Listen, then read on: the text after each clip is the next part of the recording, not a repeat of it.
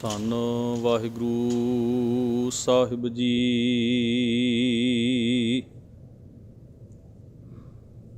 ਤੂੰ ਮੇਰੋ ਮੇਰ ਪਰਬਤ ਸੁਆਮੀ, ਓਟ ਗਹੀ ਮੈਂ ਤੇਰੀ। ਨਾ ਤੁਮ ਡੋਲੋ ਨਾ ਹਮ ਗਿਰਤੇ, ਰੱਖ ਲੀਨੀ ਹਰ ਮੇਰੀ। ਧੰਨ ਵਾਹਿਗੁਰੂ ਸਾਹਿਬ ਜੀ। ਇੱਕ ਓੰਕਾਰ ਸਤ ਗੁਰ ਪ੍ਰਸਾਦ। ਰਾਗ ਬਸੰਤ ਹਿੰਡੋਲ ਮਹੱਲਾ ਨੌਵਾਂ। ਸਾਧੂ ਇਹੁ ਤਨ ਮਿਥਿਆ ਜਾਨੋ, ਯਾ ਭੀਤਰ ਜੋ ਰਾਮ ਬਸਤ ਹੈ।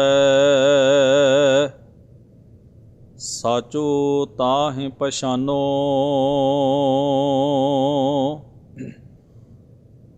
ਸਾਧੂ ਇਹੁ ਤਨ ਮਿਥਿਆ ਜਾਨੋ, ਯਾ ਭੀਤਰ ਜੋ ਰਾਮ ਬਸਤ ਹੈ। ਸਾਚੋ ਤਾਹਿ ਪਛਾਨੋ ਰਹਾਉ। ਇਹੋ ਜਗ ਹੈ ਸੰਪਤ ਸੁਪਨੇ ਕੀ, ਦੇਖ ਕਹਾ ਐ ਡਾਨੋ। ਸੰਗ ਤਿਹਾਰੈ ਕਛੂ ਨਾ ਚਾਲੈ, ਤਾਹੇ ਕਹਾ ਲਪਟਾਨੋ। ਉਸਤਤ ਨਿੰਦਾ ਦੋ ਪਰਹਰ, ਹਰ ਕੀਰਤ ਉਰ ਆਨੋ। ਜਨ ਨਾਨਕ ਸਭ ਹੀ ਮੈਂ ਪੂਰਨ, ਏਕ ਪੁਰਖ ਭਗਵਾਨੋ। ਉਸਤਤ ਨਿੰਦਾ ਦੋ ਪਰਹਰ, ਹਰ ਕੀਰਤ ਉਰ ਆਨੋ। ਜਨ ਨਾਨਕ ਸਭ ਹੀ ਮੈਂ ਪੂਰਨ, ਏਕ ਪੁਰਖ ਭਗਵਾਨੋ। ਵਾਹਿਗੁਰੂ ਜੀ ਕਾ ਖਾਲਸਾ, ਵਾਹਿਗੁਰੂ ਜੀ ਕੀ ਫਤਿਹ।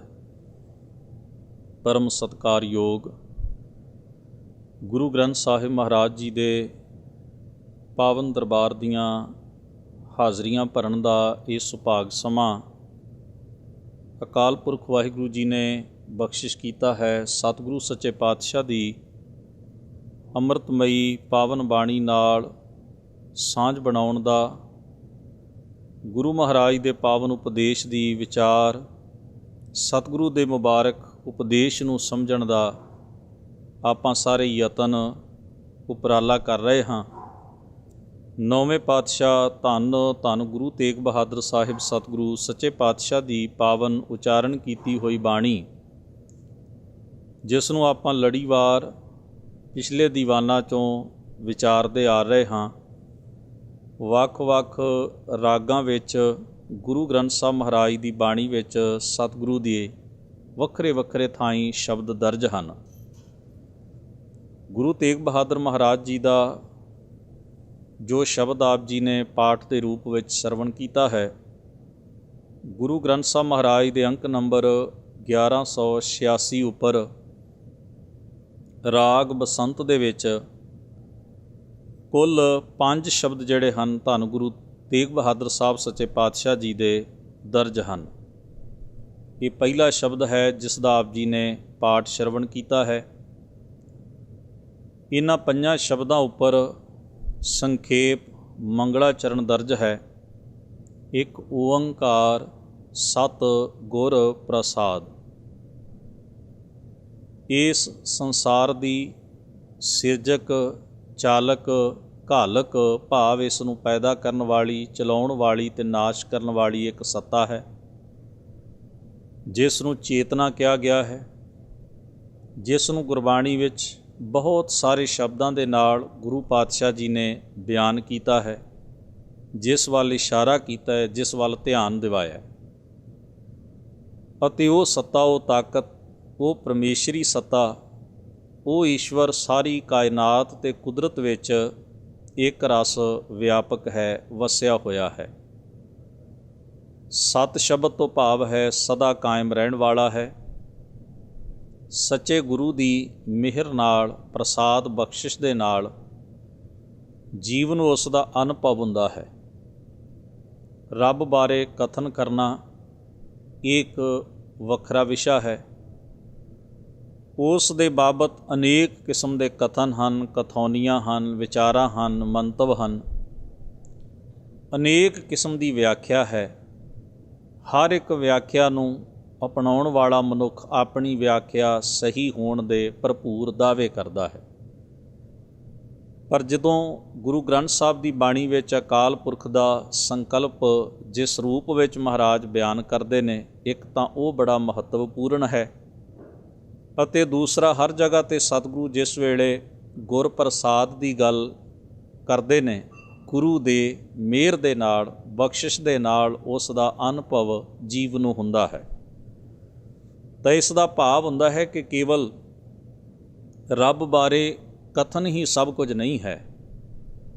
ਉਸ ਨੂੰ ਕਾਇਨਾਤ ਵਿੱਚ ਮਹਿਸੂਸ ਕਰਨਾ, ਫੀਲ ਕਰਨਾ, ਅਨੁਭਵ ਕਰਨਾ ਅਤੇ ਗੁਰੂ ਦੇ ਸੰਪਰਕ ਵਿੱਚ, ਗੁਰੂ ਦੀ ਸਾਂਝ ਵਿੱਚ ਜਿਹੜਾ ਜੀਵਨ ਉਸਰਨਾ ਹੈ, ਉਸ ਰੱਬ ਦੇ ਪ੍ਰੇਮ ਤੋਂ ਵਿਹੂਣਾ ਜੀਵਨ ਨਹੀਂ ਹੈ, ਕੇਵਲ ਕਥਨੀ ਵਾਲਾ ਜੀਵਨ ਨਹੀਂ ਹੈ, ਬਲਕਿ ਉਸ ਰੱਬ ਦੇ ਪ੍ਰੇਮ ਵਿੱਚ ਮੁਬਤਲਾ ਜੀਵਨ ਹੈ। ਉਹ ਅਕਾਲ ਪੁਰਖ ਵਾਹਿਗੁਰੂ ਦੀ ਸੱਤਾ ਦੀ ਮੁਹੱਬਤ ਵਿੱਚ ਘੜਿਆ ਹੋਇਆ ਜੀਵਨ ਹੈ, ਜਿਹੜਾ ਉਸ ਨੂੰ ਹਰ ਪਲ, ਹਰ ਘੜੀ, ਹਰ ਸਾਹ ਆਪਣੇ ਆਪ ਵਿੱਚ ਅਤੇ ਸਮੁੱਚੀ ਕੁਦਰਤ ਵਿੱਚ ਮਹਿਸੂਸ ਕਰਦਾ ਹੈ।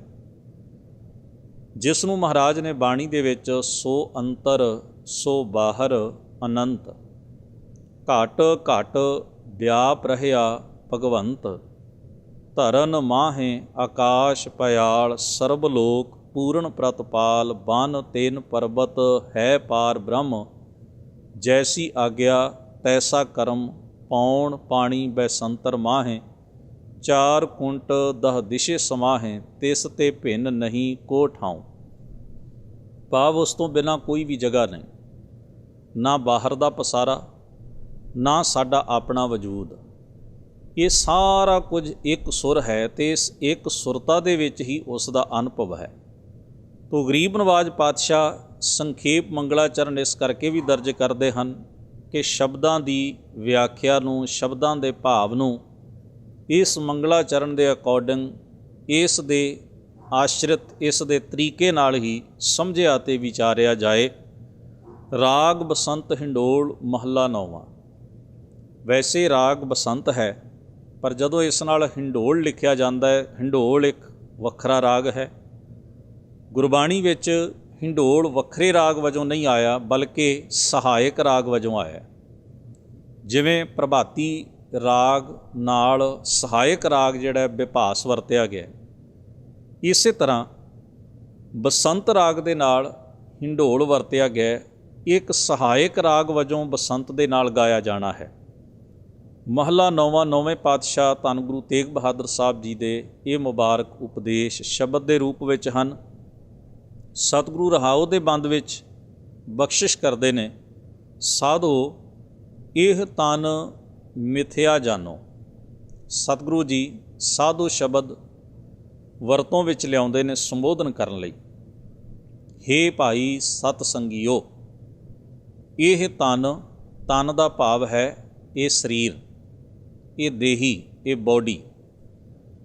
ਮਿਥਿਆ ਜਾਨੋ, ਮਿਥਿਆ ਭਾਵ ਮਿਥ, ਭਾਵ ਜੋ ਕੱਲ੍ਹ ਚੀਜ਼ ਹੋਵੇ, ਜਿਸ ਦੀ ਹੋਂਦ ਹੈ ਪਰ ਅੱਜ ਨਹੀਂ ਹੈ, ਅੱਜ ਜੋ ਹੈ ਪਰ ਕੱਲ੍ਹ ਨੂੰ ਨਹੀਂ ਹੋਏਗੀ। ਭਾਵ ਜੋ ਵਕਤ ਬਾ ਵਕਤ ਬਦਲਦੀ ਰਹਿੰਦੀ ਹੈ, ਟਾਈਮ ਟੂ ਟਾਈਮ, ਜਿਸ ਵਿੱਚ ਤਬਦੀਲੀ ਵੀ ਆਉਂਦੀ ਹੈ ਅਤੇ ਉਹ ਨਹੀਂ ਵੀ ਰਹਿੰਦੀ।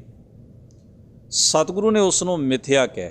ਭਾਵ ਇਸ ਦਾ ਸਿੱਧਾ ਅਰਥ ਲਿਆ ਜਾਂਦਾ ਹੈ ਜਿਹੜੀ ਚੀਜ਼ ਸਦਾ ਕਾਇਮ ਨਾ ਰਹੇ, ਜੋ ਮਿਟ ਜਾਵੇ, ਜੋ ਖਤਮ ਹੋ ਜਾਵੇ, ਜਿਸ ਦੀ ਹੋਂਦ ਤੇ ਜਿਸ ਦਾ ਵਜੂਦ ਉਹੋ ਜਿਹਾ ਨਾ ਰਵੇ ਜਿਹੋ ਜਿਹਾ ਅੱਜ ਹੈ।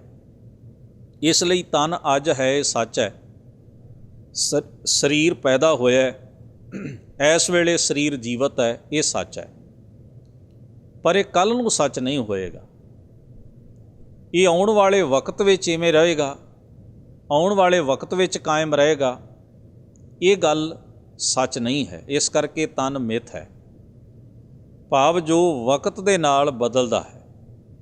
ਸਤਿਗੁਰੂ ਦੀ ਮੁਬਾਰਕ ਬਾਣੀ ਜਦੋਂ ਤਨ ਦੇ ਮਿੱਥਿਆ ਹੋਣ ਦਾ ਜ਼ਿਕਰ ਕਰਦੀ ਹੈ, ਖਾਸ ਤੌਰ 'ਤੇ 9ਵੇਂ ਪਾਤਸ਼ਾਹ ਦੀ ਮੁਬਾਰਕ ਬਾਣੀ ਵਿੱਚ, ਸੰਸਾਰ ਨਾਸ਼ਵੰਤ ਹੈ, ਮੌਤ ਸਿਰ 'ਤੇ ਖੜੀ ਹੈ, ਤਨ ਨੂੰ ਨਾਸ਼ਵੰਤ ਜਾਣੋ, ਸਰੀਰ ਬਿਨਸ ਜਾਏਗਾ, ਮੌਤ ਦੀ ਫਾਹੀ ਗਲ ਪੈ ਜਾਏਗੀ, ਇਤਿਆਦਿਕ ਬਹੁਤ ਵਾਰ ਐਸੇ ਵਿਚਾਰ 9ਵੇਂ ਪਾਤਸ਼ਾਹ ਦੀ ਬਾਣੀ ਵਿੱਚ ਖਾਸ ਰੂਪ ਵਿੱਚ ਪੜ੍ਹਨ ਲਈ ਮਿਲਦੇ ਨੇ। ਅਜਿਹਾ ਨਹੀਂ ਕਿ ਦੂਜੇ ਮਹਾਂਪੁਰਖਾਂ ਨੇ ਬਾਣੀ ਵਿੱਚ ਇਸ ਭਾਵ ਦਾ, ਇਸ ਸੰਕਲਪ ਦਾ ਜ਼ਿਕਰ ਨਹੀਂ ਕੀਤਾ, ਬਹੁਤ ਕੀਤਾ ਹੈ। ਪਰ 9ਵੇਂ ਪਾਤਸ਼ਾਹ ਮਹਾਰਾਜ ਦੀ ਬਾਣੀ ਵਿੱਚ ਵੀ ਇਹਨਾਂ ਕਥਨਾਂ ਦੀ ਬਹੁਤਾਤ ਹੈ। ਬਹੁਤ ਵਾਰ ਮਹਾਰਾਜ ਨੇ ਇਹਨਾਂ ਕਥਨਾਂ ਨੂੰ ਬਿਆਨ ਕੀਤਾ। ਸਤਿਗੁਰੂ ਦਾ ਮੌਤ, ਸੰਸਾਰ ਦੇ ਮਿਥਿਆ ਹੋਣਾ, ਤਨ ਦਾ ਮਿਥਿਆ ਹੋਣਾ, ਇਹ ਦੱਸਣ ਦਾ ਭਾਵ ਮਨੁੱਖ ਦੇ ਅੰਦਰ ਕੋਈ ਡਰ ਪੈਦਾ ਕਰਨਾ ਨਹੀਂ। ਮਨੁੱਖ ਨੂੰ ਇਹ ਸਮਝਾਉਣਾ ਹੈ ਕਿ ਤੇਰੇ ਇਸ ਸਰੀਰ ਦੀ ਇੱਕ ਹੱਦ ਹੈ, ਤੇਰੇ ਕੋਲ ਬੜਾ ਸੰਖਿਪਤ ਜਿਹਾ, ਲਿਮਟਡ ਜਿਹਾ ਟਾਈਮ ਹੈ, ਤੇਰੇ ਕੋਲ ਕੋਈ ਬਹੁਤ ਲੰਮਾ ਸਮਾਂ ਨਹੀਂ ਹੈ ਜੀਵਨ ਦਾ। ਇਹ ਜੀਵਨ ਦਾ ਘੇਰਾ ਜਿਹੜਾ ਕੁਝ ਸਾਲਾਂ ਤੱਕ ਫੈਲਿਆ ਹੋਇਆ ਹੈ। ਹੋ ਸਕਦਾ ਕੋਈ ਸਦੀ ਪੂਰੀ ਕਰ ਜਾਏ, ਬੜੀ ਵੱਡੀ ਗੱਲ ਹੈ। ਹੋ ਸਕਦਾ ਕੋਈ ਸਦੀ ਤੋਂ ਵੀ 2-4 ਸਾਲ ਉੱਤੇ ਚਲਿਆ ਜਾਏ, ਬੜੀ ਵੱਡੀ ਗੱਲ ਹੈ। ਗੱਲ ਕੇਵਲ ਇਹ ਨਹੀਂ, ਪਰ ਅਖੀਰ ਨੂੰ ਇਹਦੀ ਲਿਮਟ ਤਾਂ ਹੈ, ਇਸ ਦੀ ਹੱਦ ਤਾਂ ਹੈ। ਜਿਵੇਂ ਕਿਸੇ ਮਨੁੱਖ ਨੂੰ ਬਹੁਤ ਚੀਜ਼ਾਂ ਦੇ ਦਿੱਤੀਆਂ ਜਾਣ, ਬਹੁਤ ਦੌਲਤ, ਸਭ ਕੁਝ ਉਸ ਨੂੰ ਸੌਂਪ ਦਿੱਤਾ ਜਾਏ, ਜਿਹੜਾ ਗਿਣਤੀ ਮਿਣਤੀ 'ਚ ਹੀ ਨਾ ਆਉਂਦਾ ਹੋਵੇ ਅਤੇ ਜਿਸ ਦੇ ਮੁੱਕਣ ਦਾ ਡਰ ਹੀ ਨਾ ਹੋਵੇ, ਉਹ ਉਸ ਵੇਲੇ ਉਸ ਚੀਜ਼ ਨੂੰ ਜਿਵੇਂ ਵਰਤੇਗਾ ਨਾ, ਉਹਦੇ ਵਰਤਣ ਦਾ ਢੰਗ ਇਹ ਹੋਏਗਾ ਵੀ ਉਹ ਜਿੰਨੀ ਵਰਤੇਗਾ ਉਸ ਤੋਂ ਵੱਧ ਉਸ ਦੀ ਬੇਕਦਰੀ ਕਰੇਗਾ, ਖਰਾਬ ਕਰੇਗਾ। ਆਪਾਂ ਵੇਖਦੇ ਹਾਂ ਫੂਡ ਬਹੁਤਾ ਹੋਵੇ, ਧਰਮ ਅਸਥਾਨਾਂ 'ਤੇ ਕਈ ਵਾਰ ਵੇਖੀਦਾ ਹੈ, ਮਜ਼ਹਬੀ ਅਸਥਾਨਾਂ ਦੇ ਉੱਤੇ ਖਾਣ ਪੀਣ ਦੀਆਂ ਵਸਤੂਆਂ ਦੀ ਬਹੁਤਾਤ ਹੁੰਦੀ ਹੈ ਅਤੇ ਬਹੁਤ ਜ਼ਿਆਦਾ ਖਰਾਬ ਕੀਤਾ ਜਾਂਦਾ, ਕਿਉਂਕਿ ਬਹੁਤ ਹੈ, ਜ਼ਿਆਦਾ ਪਿਆ ਹੋਇਆ, ਲੋੜ ਤੋਂ ਵੱਧ ਪਿਆ ਹੋਇਆ। ਘਰ ਦੇ ਵਿੱਚ ਕੋਈ ਚੀਜ਼ ਬਹੁਤੀ ਹੋਵੇ, ਉਸ ਨੂੰ ਕਿਵੇਂ ਬੇਕਦਰੀ ਕੀਤੀ ਜਾਂਦੀ ਹੈ। ਜੇ ਪਤਾ ਹੋਵੇ ਵੀ ਇੰਨਾ ਕੀ ਹੈ ਅਤੇ ਇਹਦੇ ਵਿੱਚ ਗੁਜ਼ਾਰਾ ਕਰਨਾ ਪਏਗਾ, ਬੰਦਾ ਥੋੜ੍ਹੀ ਚੋਂ ਥੋੜ੍ਹੀ ਚੀਜ਼ ਦੀ ਵੀ ਵਰਤੋਂ ਕਰਦਿਆਂ ਹੋਇਆਂ ਉਹਦੀ ਕਦਰ ਕਰਦਾ, ਉਹਨੂੰ ਸੰਭਾਲ ਕੇ ਰੱਖਦਾ, ਉਸ ਵੱਲੋਂ ਬੇਧਿਆਨੀ ਨਹੀਂ ਕਰਦਾ, ਉਹਦੀ ਕੀਮਤ ਪਤਾ ਹੁੰਦੀ ਹੈ। ਦੋ ਸ਼ਬਦਾਂ ਨੂੰ ਧਿਆਨ ਵਿੱਚ ਰੱਖਦਿਆਂ ਹੋਇਆਂ ਜ਼ਿੰਦਗੀ ਜੀਵੀ ਹੈ। ਕਿਸੇ ਚੀਜ਼ ਦੀ ਕੀਮਤ ਹੀ ਉਹਦੀ ਕਦਰ ਨੂੰ ਤੈਅ ਕਰਦੀ ਹੈ। ਜਦੋਂ ਸਮਝ ਲੱਗ ਜਾਏ ਵੀ ਇਹ ਚੀਜ਼ ਦੀ ਮੇਰੀ ਜ਼ਿੰਦਗੀ ਵਿੱਚ ਅਹਿਮੀਅਤ ਕੀ ਹੈ, ਕਦਰ ਕੀ ਹੈ, ਕੀਮਤ ਕੀ ਹੈ ਇਹਦੀ, ਫਿਰ ਅਸੀਂ ਉਹਦੀ ਕਦਰ ਕਰਦੇ ਹਾਂ। ਜਿਹੜੀ ਚੀਜ਼ ਦੀ ਸਾਨੂੰ ਕੀਮਤ ਦਾ ਗਿਆਨ ਨਾ ਹੋਵੇ, ਅਹਿਮੀਅਤ ਦਾ ਗਿਆਨ ਨਾ ਹੋਵੇ, ਉਸ ਦੀ ਅਸੀਂ ਬਹੁਤੀ ਕਦਰ ਨਹੀਂ ਕਰਦੇ। ਸਤਿਗੁਰੂ ਨੇ ਬਾਣੀ ਵਿੱਚ ਇਹ ਸਮਝਾਉਣਾ ਚਾਹਿਆ ਵੀ ਜੇ ਅਸੀਂ ਮਨੁੱਖਾ ਜੀਵਨ ਦੀ ਅਹਿਮੀਅਤ ਨੂੰ ਸਮਝੀਏ, ਅਤੇ ਮਨੁੱਖਾ ਜੀਵਨ ਕਾਹਦੇ ਨਾਲ ਹੈ? ਸਾਡੇ ਸਰੀਰ ਨਾਲ, ਸਾਡੀ ਦੇਹੀ ਨਾਲ, ਸਾਡੇ ਮਨ ਨਾਲ, ਜੋ ਕੁਝ ਵੀ ਸਾਡੇ ਜੀਵਨ ਨੂੰ, ਇਹ ਸਭ ਕੁਝ ਜੋੜ ਕੇ ਜਿਹੜਾ ਸਾਡਾ ਜੀਵਨ ਲਾਈਫ ਬਣੀ ਹੈ। ਜਿਸ ਦਿਨ ਅਸੀਂ ਇਸ ਦੀ ਅਹਿਮੀਅਤ ਨੂੰ ਸਮਝ ਲਿਆ, ਅਸੀਂ ਇਸ ਦੀ ਕਦਰ ਕਰਨੀ ਸ਼ੁਰੂ ਕਰ ਦਿਆਂਗੇ। ਜਿਸ ਦਿਨ ਅਸੀਂ ਇਹਦੀ ਕੀਮਤ ਸਮਝ ਲਵਾਂਗੇ, ਉਸ ਦਿਨ ਅਸੀਂ ਇਹਦੀ ਕਦਰ ਕਰਾਂਗੇ। ਅਤੇ ਜਿਸ ਦਿਨ ਸਾਨੂੰ ਇਹਦੀ ਕਦਰ ਕਰਨੀ ਆ ਜਾਏਗੀ, ਸਮਝੋ ਉਸ ਦਿਨ ਜੀਵਨ ਜੀਣਾ ਅਸੀਂ ਸ਼ੁਰੂ ਕਰ ਲਿਆ। ਹੁਣ ਤਾਂ ਅਸੀਂ ਕੇਵਲ ਹੰਢਾ ਰਹੇ ਹਾਂ, ਹੁਣ ਤਾਂ ਅਸੀਂ ਕੇਵਲ ਬਤੀਤ ਕਰ ਰਹੇ ਹਾਂ ਵੀ ਇੰਨਾ ਸਮਾਂ ਗੁਜ਼ਰ ਗਿਆ ਜ਼ਿੰਦਗੀ ਦਾ, ਇੰਨਾ ਕੁ ਰਹਿ ਗਿਆ, ਲੰਘ ਜਾਏਗਾ, ਬਸ ਲੰਘੀ ਹੀ ਲਓ। ਇਹ ਸ਼ਬਦ ਜਿਹੜੇ ਨੇ ਸਾਡੇ ਜੀਵਨ ਦੇ ਪ੍ਰਤੀ ਅਗਿਆਨਤਾ ਦੇ ਸੂਚਕ ਨੇ, ਬੇਸਮਝੀ ਦੀ ਜਿਹੜੀ ਸਾਡੇ ਅੰਦਰ ਗੰਢ ਵੱਜੀ ਹੋਈ ਹੈ ਉਸ ਚੀਜ਼ ਦਾ ਪ੍ਰਭਾਵ ਦਿੰਦੇ ਨੇ ਵੀ ਸਾਨੂੰ ਜੀਵਨ ਦੀ ਕੋਈ ਅਹਿਮੀਅਤ ਪਤਾ ਨਹੀਂ। ਇਸੇ ਕਰਕੇ ਅਸੀਂ ਇਹਦੀ ਬੇਕਦਰੀ ਕਰਦੇ ਹਾਂ। ਅਤੇ ਮਹਾਰਾਜ ਦੀ ਬਾਣੀ ਦਾ ਮੰਨਣਾ ਹੈ ਵੀ ਜਿਹੜਾ ਮਨੁੱਖ ਅਵਗੁਣਾਂ ਦੇ ਰਾਹ 'ਤੇ ਤੁਰ ਕੇ ਮਾੜੇ ਅਮਲ ਕਮਾਉਂਦਾ ਹੈ ਅਤੇ ਆਪਣੀ ਜ਼ਿੰਦਗੀ ਨੂੰ ਅਵਗੁਣਾਂ ਦੇ ਘੇਰੇ ਵਿੱਚ ਬੰਨ੍ਹ ਕੇ ਆਪਣੀ ਜ਼ਿੰਦਗੀ ਨੂੰ ਬਦੀਆਂ ਦਾ, ਵਿਕਾਰਾਂ ਦਾ, ਔਗੁਣਾਂ ਦਾ ਗੁਲਾਮ ਬਣਾ ਲੈਂਦਾ ਹੈ, ਸਮਝੋ ਉਸਨੇ ਆਪਣੇ ਜੀਵਨ ਦੀ ਸਭ ਤੋਂ ਵੱਡੀ ਬੇਕਦਰੀ ਕਰ ਲਈ ਹੈ। ਜਿਸ ਨੇ ਆਪਣੇ ਅੰਦਰ ਹਉਂ ਪਾੜ ਲਈ, ਈਰਖਾ ਪਾੜ ਲਈ, ਕ੍ਰੋਧ ਪਾੜ ਲਿਆ, ਕਾਮ ਪਾੜ ਲਿਆ, ਵਿਸ਼ੇ ਵਿਕਾਰਾਂ 'ਚ ਮੁਬਤਲਾ ਰਿਹਾ, ਭਾਵ ਉਲਝਿਆ ਰਿਹਾ, ਸਮਝੋ ਉਸਨੇ ਹੀਰੇ ਵਰਗਾ ਜਨਮ ਕੌਡੀਆਂ ਦੇ ਭਾਅ ਗਵਾ ਦਿੱਤਾ ਹੈ। ਹੁਣ ਜੇ ਕੋਈ ਹੀਰਿਆਂ ਦੇ ਵੱਟੇ ਕੌਡੀਆਂ ਖਰੀਦ ਲਵੇ, ਭਾਵ ਕੱਚ ਖਰੀਦ ਲਵੇ ਸਮਝ ਲਓ, ਅਤੇ ਅਸੀਂ ਉਹਨੂੰ ਇਹੀ ਕਹਾਂਗੇ ਇਹਨੂੰ ਗਿਆਨ ਨਹੀਂ, ਹੀਰਿਆਂ ਦੀ ਕੀਮਤ ਦਾ ਪਤਾ ਨਹੀਂ, ਇਸੇ ਕਰਕੇ ਇਹਨੂੰ ਬਾਹਰ ਸੁੱਟ ਛੱਡਿਆ, ਇਹਦੀ ਕਦਰ ਨਹੀਂ ਕੀਤੀ। ਸਤਿਗੁਰੂ ਮਹਾਰਾਜ ਜਦੋਂ ਤਨ ਨੂੰ ਮਿਥਿਆ ਆਖਦੇ ਨੇ ਅਤੇ ਉਸ ਪਿੱਛੇ ਭਾਵਨਾ ਮਹਾਰਾਜ ਦੀ ਕੋਈ ਡਰ ਪੈਦਾ ਕਰਨਾ ਨਹੀਂ ਹੈ ਮੌਤ ਦਾ। ਉਸ ਪਿੱਛੇ ਭਾਵਨਾ ਹੈ ਵੀ ਮਨੁੱਖ ਨੂੰ ਸਮਝ ਰਵੇ ਵੀ ਬੜਾ ਹੱਦ ਵਾਲਾ ਸਮਾਂ ਸਾਡੇ ਕੋਲ ਹੈ, ਥੋੜ੍ਹਾ ਜਿਹਾ ਵਕਤ, ਲਿਮਟਿਡ ਜਿਹਾ ਵਕਤ। ਇਸੇ ਲਈ ਜੈਸੇ ਜਲ ਤੇ ਬੁੱਧ ਬੁੱਧਾ ਉਪਜੈ ਬਿਨਸੈ ਨੀਤ, ਜਗ ਰਚਨਾ ਤੈਸੇ ਰਚੀ ਕਹੋ ਨਾਨਕ ਸੁਨ ਮੀਤ। ਪਾਣੀ 'ਤੇ ਪੈਦਾ ਹੋਏ ਬੁਲਬੁਲੇ ਵਾਂਗ ਜਿਵੇਂ ਉਹਦਾ ਜਿਹੜਾ ਵਕਤ ਹੈ ਬੜਾ ਥੋੜ੍ਹਾ ਹੁੰਦਾ ਹੈ, ਉਹਦੇ ਕੋਲ ਜਿਹੜਾ ਟਾਈਮ ਪੀਰੀਅਡ ਹੈ ਬੜਾ ਘੱਟ ਹੈ। ਸਤਿਗੁਰੂ ਮਹਾਰਾਜ ਨੇ ਬਾਣੀ 'ਚ ਬਹੁਤ ਉਦਾਹਰਨਾਂ ਸਰੀਰ ਦੇ ਮਿਥਿਆ ਹੋਣ ਦੇ ਪ੍ਰਤੀ ਬਾਣੀ ਦੇ ਵਿੱਚ ਵੱਖ-ਵੱਖ ਲਹਿਜ਼ੇ ਦੇ ਨਾਲ ਦਿੱਤੀਆਂ ਨੇ।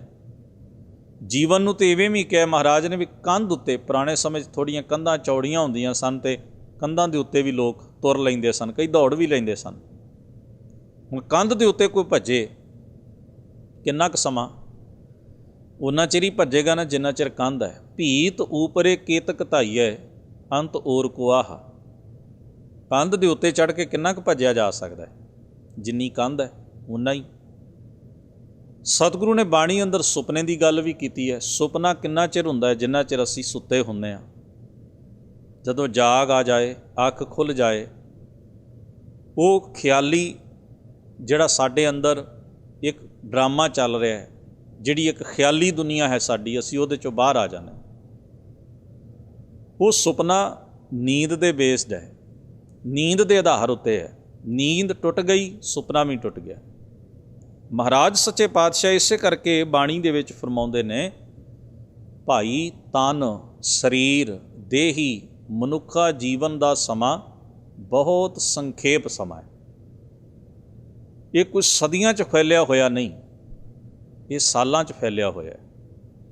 ਇਸ ਲਈ ਇਸ ਨੂੰ ਜਾਣੋ, ਮਿਥਿਆ ਜਾਣੋ, ਇਸ ਨੂੰ ਸਮਝ ਲੈ ਕਿ ਬੜਾ ਲਿਮਟਿਡ, ਬੜਾ ਥੋੜ੍ਹਾ ਵਕਤ ਹੈ। ਅਤੇ ਨਾਲ ਹੀ ਸਤਿਗੁਰੂ ਪਾਤਸ਼ਾਹ ਕਹਿੰਦੇ ਨੇ, ਯਾ ਭੀਤਰ ਜੋ ਰਾਮ ਬਸਤ ਹੈ।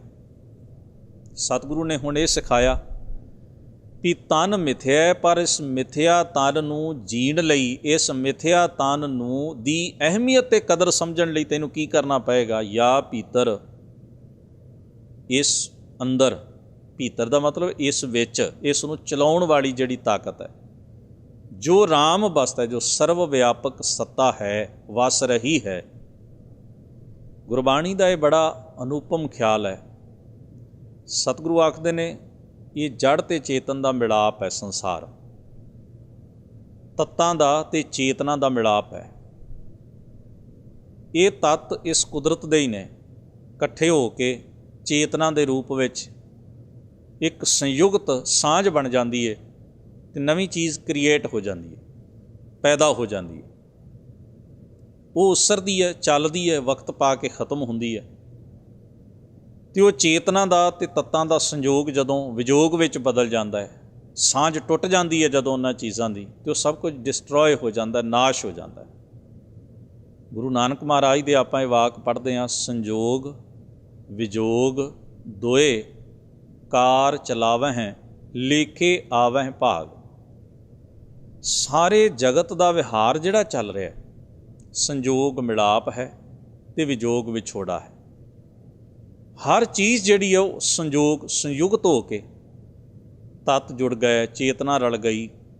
ਅਸੀਂ ਆਪਣੇ ਸਰੀਰ ਵੱਲ ਹੀ ਝਾਤ ਮਾਰੀਏ, ਕੁਦਰਤੀ ਤੱਤ ਹੀ ਹਨ, ਮਟੀਰੀਅਲ ਹੈ, ਅਤੇ ਮਟੀਰੀਅਲ ਦੇ ਨਾਲ ਚੇਤਨਾ ਹੈ। ਗੁਰਬਾਣੀ ਵਿੱਚ ਬੜੇ ਅਹਿਮ ਸਵਾਲ ਉਠਾ ਕੇ ਇਹਨਾਂ ਦੇ ਜਵਾਬ ਵੀ ਦਿੱਤੇ ਗਏ ਨੇ। ਇਹ ਖਿਆਲ ਸਾਨੂੰ ਦ੍ਰਿੜ ਕਰਾਏ ਗਏ ਨੇ। ਕੌਣ ਹੈ ਜੋ ਇਸ ਮਿੱਟੀ ਦੇ ਅੰਦਰ ਬੋਲ ਰਿਹਾ ਹੈ? ਕੌਣ ਹੈ ਜੋ ਇਸ ਨਾਸ਼ਵੰਤ ਮਟੀਰੀਅਲ ਦੇ ਵਿੱਚੋਂ ਵੇਖ ਰਿਹਾ ਹੈ? ਕੌਣ ਹੈ ਜੋ ਸੋਚਣ ਸ਼ਕਤੀ ਰੱਖਦਾ ਹੈ? ਇਹ ਖਿਆਲ ਸ਼ਕਤੀ ਕੀ ਹੈ, ਕਿਸ ਤਰ੍ਹਾਂ ਪੈਦਾ ਹੋ ਗਈ? ਕੌਣ ਹੈ ਜੋ ਇਸ ਸਰੀਰ ਨੂੰ ਦੌੜਾ ਰਿਹਾ ਹੈ, ਚਲਾ ਰਿਹਾ ਹੈ, ਇਸ ਨੂੰ ਦੁੱਖ ਅਤੇ ਸੁੱਖ ਦਾ ਅਨੁਭਵ ਕਰਾ ਰਿਹਾ ਹੈ? ਉਹ ਮੁੱਢਲੀ ਸੱਤਾ ਕੀ ਹੈ? ਉਹ ਕੀ ਹੈ ਜਿਸ ਨੂੰ ਜਾਣ ਕੇ ਮਨੁੱਖ ਸੁੱਖ ਅਤੇ ਦੁੱਖ ਤੋਂ ਵੀ ਮੁਕਤ ਹੋ ਸਕਦਾ ਹੈ? ਜਿਸ ਨੂੰ ਜਾਣ ਕੇ ਮਨੁੱਖ ਇਸ ਸੰਸਾਰ ਦੇ ਸੱਚ ਨੂੰ ਸਮਝ ਲੈਂਦਾ ਹੈ? ਕੈਸੇ ਅਹਿਮ ਖਿਆਲ ਨੇ, ਵਿਚਾਰ ਨੇ, ਜਿਹੜੇ ਗੁਰੂ ਗ੍ਰੰਥ ਸਾਹਿਬ ਜੀ ਦੀ ਬਾਣੀ ਵਿੱਚ ਹਰ ਪ੍ਰਾਣੀ ਮਾਤਰ ਨੂੰ ਸਤਿਗੁਰੂ ਨੇ ਪ੍ਰੇਰਨਾ ਕਰਕੇ ਸਮਝਾਏ, ਦ੍ਰਿੜ ਕਰਾਏ। ਇਸ ਲਈ ਤਾਂ ਮਹਾਰਾਜ ਕਹਿੰਦੇ ਨੇ ਵੀ ਕੋਈ ਸੱਤਾ ਐਸੀ, ਮਟੀਰੀਅਲ ਉਪਜਦਾ ਹੈ, ਬਿਨਸਦਾ ਹੈ, ਖਤਮ ਹੁੰਦਾ ਹੈ, ਇਹਦੇ ਰੂਪ ਬਦਲਦੇ ਨੇ, ਆਕਾਰ ਬਦਲਦੇ, ਹਰ ਚੀਜ਼ ਚੇਂਜ ਹੁੰਦੀ ਰਹਿੰਦੀ ਹੈ। ਪਰ ਇੱਕ ਸੱਤਾ ਹੈ ਜਿਸ ਨੂੰ ਚੇਤਨਾ ਕਹੇ, ਜਿਸ ਨੂੰ ਬ੍ਰਹਮ ਕਹੇ, ਜਿਸ ਨੂੰ ਪਰਮੇਸ਼ਰ ਕਹੇ, ਜਿਸ ਨੂੰ ਅਕਾਲ ਪੁਰਖ ਕਹੇ, ਜਿਸ ਨੂੰ ਪ੍ਰਭੂ ਕਹੇ। ਬਹੁਤ ਨਾਮ ਗੁਰਬਾਣੀ ਵਿੱਚ ਵਰਤੇ ਨੇ। ਮਹਾਰਾਜ ਆਖਦੇ ਨੇ ਜੋ ਸਦੀਵ ਕਾਲ ਸੱਤ ਹੈ, ਪਹਿਲਾਂ ਵੀ ਸੀ, ਅੱਜ ਵੀ ਹੈ, ਆਉਣ ਵਾਲੇ ਵਕਤ ਵਿੱਚ ਵੀ ਰਹੇਗੀ, ਜਿਸ ਉੱਤੇ ਪ੍ਰਕਿਰਤੀ ਦਾ ਕੋਈ ਪ੍ਰਭਾਵ ਨਹੀਂ, ਜਿਹੜੀ ਰੂਪ ਰੰਗ ਆਕਾਰ ਵਾਂਗ ਕਿਸੇ ਚੀਜ਼ ਦੀ ਹੱਦਬੰਦੀ 'ਚ ਨਹੀਂ ਬੱਝੀ ਹੋਈ, ਪਰ ਉਹਦੀ ਸਭ ਤੋਂ ਵੱਧ ਅਹਿਮੀਅਤ ਹੈ। ਉਹਦੀ ਵਜ੍ਹਾ ਕਰਕੇ ਹੀ ਮਟੀਰੀਅਲ ਪਦਾਰਥ ਤੱਤ ਅੱਗੇ ਕੰਮ ਕਰਦੇ ਨੇ, ਕਿਰਿਆਸ਼ੀਲ ਹੁੰਦੇ ਨੇ। ਸੋ ਕਹਿਣ ਤੋਂ ਮੁਰਾਦ ਹੈ ਵੀ ਹਜ਼ੂਰ ਪਾਤਸ਼ਾਹ ਆਖਦੇ, ਯਾ ਭੀਤਰ ਜੋ ਰਾਮ ਬਸਤ ਹੈ। ਇਸ ਤੱਤਾਂ ਦੇ ਪੁਤਲੇ ਸਰੀਰ ਦੇ ਅੰਦਰ, ਦੇਹ ਦੇ ਅੰਦਰ ਜੋ ਸਰਵ ਵਿਆਪੀ ਸੱਤਾ, ਚੇਤਨਾ, ਪਰਮੇਸ਼ਰੀ ਈਸ਼ਵਰੀ ਸੱਤਾ ਵਸਦੀ ਹੈ, ਸਾਚੋ ਤਾਹੇ ਪਛਾਨੋ। ਸਾਚੋ ਦਾ ਮਤਲਬ ਥਿਰ, ਕਾਇਮ, ਜਿਉਂਦੀ, ਜੀਵਤ, ਹਮੇਸ਼ਾ ਰਹਿਣ ਵਾਲੀ, ਕੇਵਲ ਉਸੇ ਨੂੰ ਸਮਝੋ। ਸਰੀਰ ਜਿਹੜੀ ਬਾਡੀ ਹੈ, ਜਿਹੜਾ ਤੱਤਾਂ ਦਾ ਘੜਿਆ ਹੋਇਆ ਇਹ ਜਿਹੜਾ ਸਾਡਾ ਸਰੀਰ ਹੈ, ਇਹਨੇ ਵਿਨਸ ਜਾਣਾ ਹੈ, ਪਰ ਇੱਕ ਚੇਤਨਾ ਜਿਹੜੀ ਇਸ ਨੂੰ ਚਲਾਉਣ ਵਾਲੀ ਉਹ ਸਦੀਵ ਹੈ। ਪਰ ਕਮਾਲ ਦੀ